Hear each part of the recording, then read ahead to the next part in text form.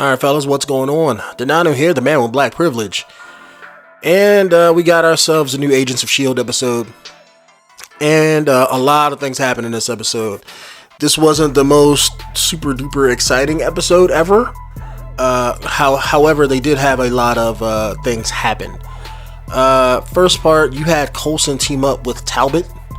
I think he was in the last season. He was the guy that the government pretty much used to hunt down S.H.I.E.L.D. after the whole Winter Soldier thing. And when they moved to that, that secret base that they had, and they had him trying to hunt him down like he was the general from the Incredible Hulk hunting the Hulk. But he was I forget what his name is, but I know he was the president guy or the presidential candidate in Heroes, the one hero who could fly. But in this, the president from Iron Man 3, I believe, I forget what the actor's name is, but he pretty much told Coulson, was like, look, we need you to work with a government guy. He already at least knows what's going on, so work with him.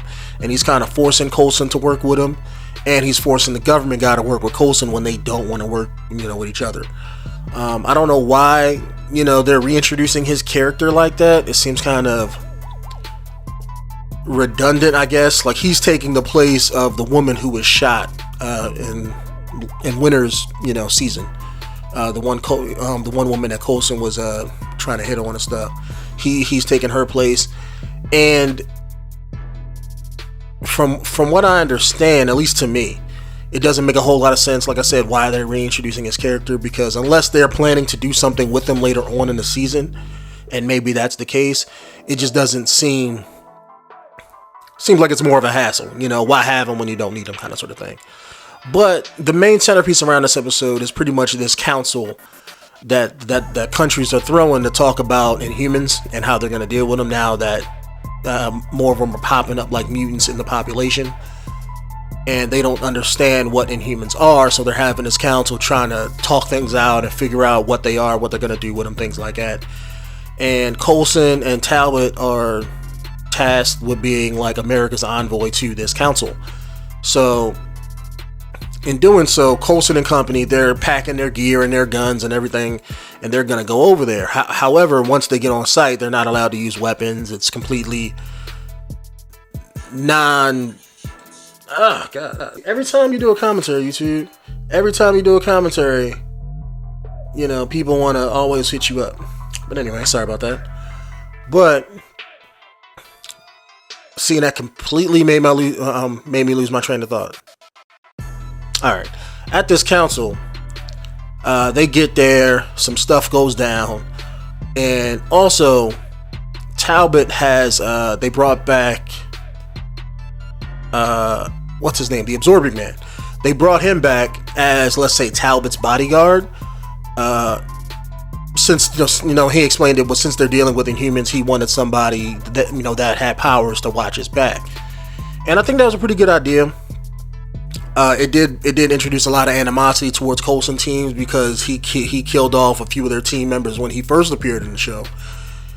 And I think going forward, I don't know if he's going to be a mainstay in the season. I hope he is, because like I said, that would build character depth and it would show all of that kind of sort of stuff with the team, and it would be better for it.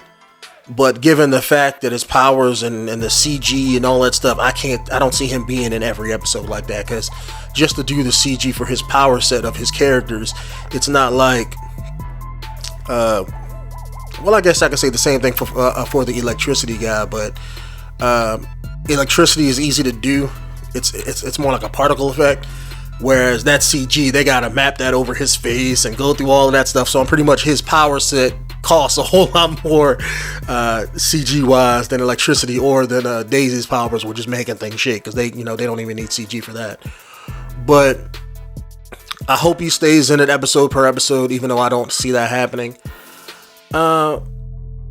Interestingly enough, though, during this council, their job was just to basically observe what the other countries were doing, because they knew that the guy who's leading Hydra with Ward, I think his name is Malik, was gonna be at this council, or he had somebody at the council that was in his back pocket, and they were trying to trace that person to find out where he is.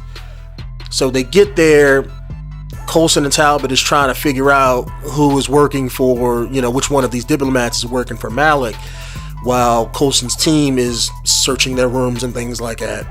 Hunter doesn't trust Absorbing Man, and he thinks that he's gonna kill one of the members of the team, and he pretty much hates him because he did kill a few members of their team last season. I think he killed Xena and company when she was on the show and things like that, his original team. So he hates him because of that. He doesn't want to work with him at all, but Coulson's making him do it, so he's like, he has to do it.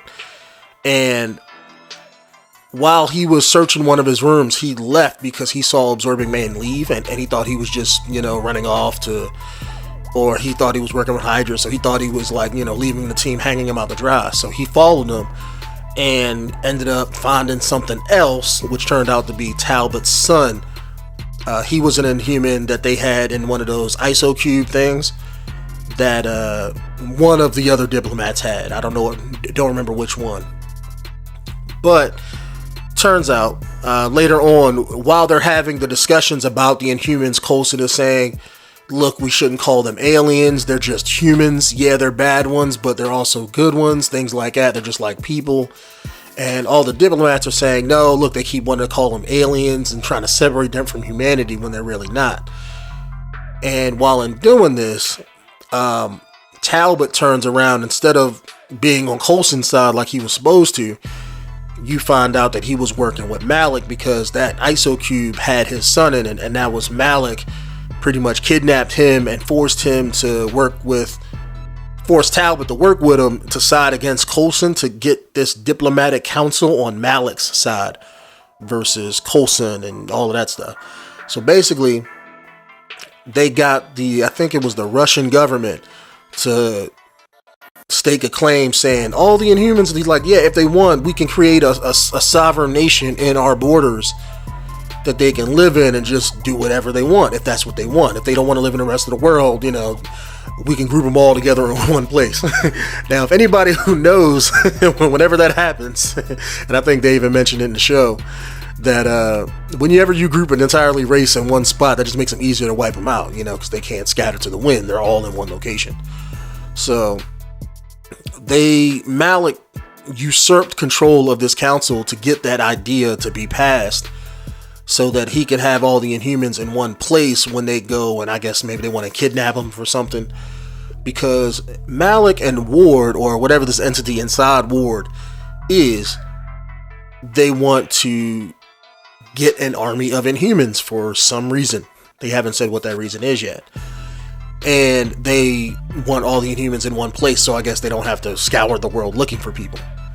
And they kidnapped Coulson, and Talbot wanted his son back, and instead of giving his son back to him, he locked him up with Coulson and was gonna kill him. But as he was doing that, Absorbing Man came in, stopped that, broke them out. Coulson met up with his team. They tried to go after Malik. However, he got away, but Talbot was able to get his son back. They got his son back. I want to say Hunter and Mockingbird, they kind of stole away on Malik's plane, so they're tracking him, but they're not with the rest of the team, isn't with them. And that's basically where it ended off. Ward in this episode, since Ward's body was damaged and let's say couldn't heal because it was dead, this entity had requested five human bodies, and they got the bodies for him. And basically what he did is and I said it in my last commentary when I was talking about the last episode, he broke apart his flesh to infect the other people. And instead of, let's say, since he couldn't heal the body himself, it's like he stripped the flesh of the 5 other people and then used, their physiology to heal him. If you guys understand what I'm saying. He didn't heal naturally. It's kind of like if you have a cut, your body naturally heals it, but instead of, let's say, healing what was broken, you're replacing what was broken with other flesh. Think of it kind of like, let's say, like a Frankenstein mechanic, where it's like if you cut your foot off, instead of your foot just growing back like Wolverine, you're cutting off somebody else's foot and putting it on you. And that's basically what he did. He took those 5 healthy bodies, used the one Inhumans guy's power who could look at somebody and paralyze them. He paralyzed them so that they wouldn't run away. And then he used his powers to break down their flesh. So like the only thing that was left was like blood and bones that was left. He basically took all of the fleshy parts and absorbed them some kind of way, and then that healed him, you know. So now he's looking better, you know. He isn't, you know, looking like a walking zombie. And the other major important thing in this episode is Daisy, the electric guy, I forget what his name is, and Fitz and Simmons, they were back at HQ. They basically discovered that Absorbing Man's DNA, the reason why, you know, because they were wondering that when he touched the obelisk, why didn't it kill him? Because everybody who touches it, if you're not Inhuman, it kills you. It turns you to stone. And he was basically saying he didn't know why, you know, it just happened. But so they tested his blood with Daisy's blood from before, you know, she went through Terrigenesis.